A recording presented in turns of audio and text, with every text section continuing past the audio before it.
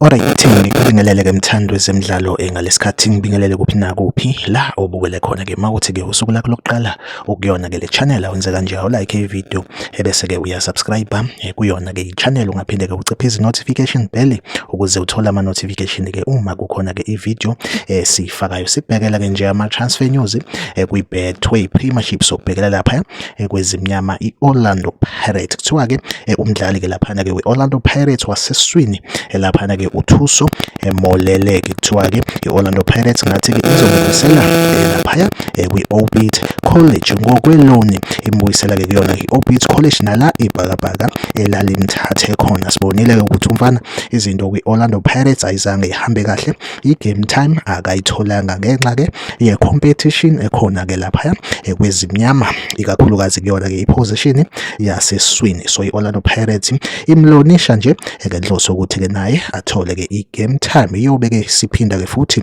imbuyisa mayisimdinga. Okuhle kakhulu uyojoyina laphana uza kwabo ebebekade-ke bedlala naye kwi-Orlando Pirates uMonapule sale. Ngempela-ke iyona update engiyiphethe njengamanje. Like ivideo, subscribe kuyona-ke i-channel. Mina nawe ahlangabezane kwivideo elandelayo, isale kahle.